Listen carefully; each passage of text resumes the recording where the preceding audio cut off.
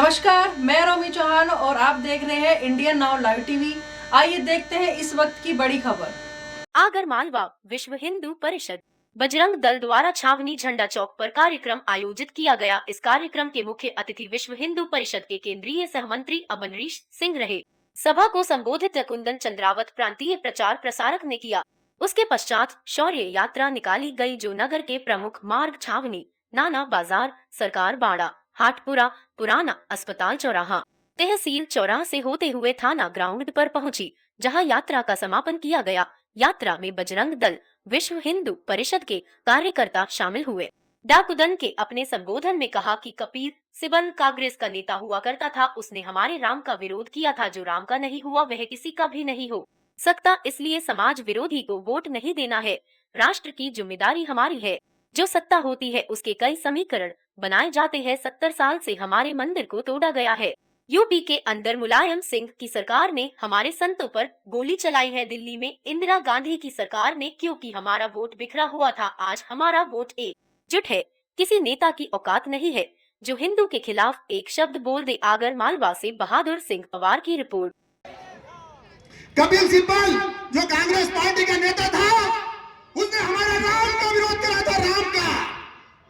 राम मंदिर के जो केस चल रहा था सुप्रीम कोर्ट के अंदर, मेरे कांग्रेस के जितने भी मित्र हैं, हिंदू समाज के लोग हैं, मैं उनसे पूछना चाहता हूं कि जो हमारे राम का नहीं हो सका वो तुम्हारे भी किसी काम का नहीं होगा।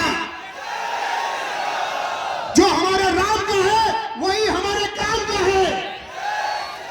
इसलिए इन समाज विरोधी लोगों को वोट नहीं दे। हम किसी राजनीतिक दल के कार्यकर्ता नहीं है, लेकिन हम समाज के कार्यकर्ता हैं। समाज और राष्ट्र की जिम्मेदारी हमारे ऊपर है और वो हमें याद रखनी चाहिए। क्यों कि ये जो सत्ता होती है इसके बड़े समीकरण बनाए जाते हैं। 70 साल हमें और हमारे मंदिरों को तोड़ा गया, हम आंख मूंद कर देखते रहे, हम कुछ नहीं कर सके। हमें सत्ता और प्रशासन के डंडों से दबा दिया गया। हमारे ना जाने कितने कार्यकर्ताओं को गोली मारी गई। यूपी के अंदर उस मुलायम सिंह की सरकार ने हमारे संतों पर गोलियां चलाई गई। दिल्ली के अंदर इंदिरा गांधी की सरकार ने, क्यों कि हमारा वोट बिखरा हुआ था।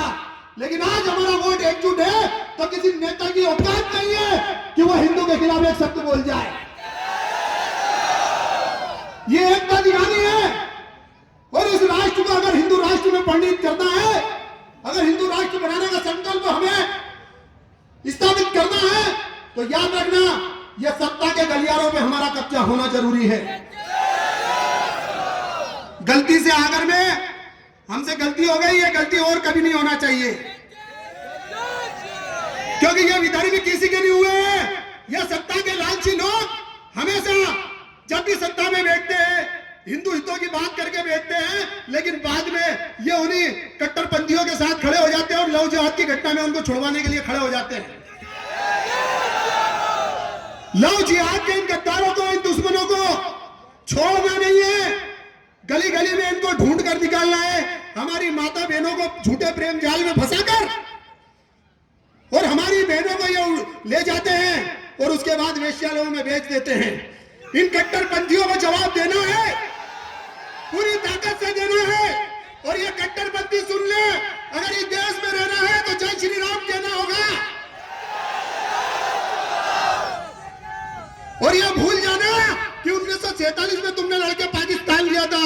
अब हिंदू समाज इतनी ताकत में खड़ा हो गया है कि गले में हाथ डाल के पाकिस्तान वापस छीन लेगा। और वो तैयारी चल रही है मित्रों। अखंड भारत का सपना भी साकार होने वाला है और हम अफगानिस्तान पाकिस्तान भी लेके रहेंगे। ये अयोध्या तो एक झांकी है। काशी, मथुरा, अफगानिस्तान और पाकिस्तान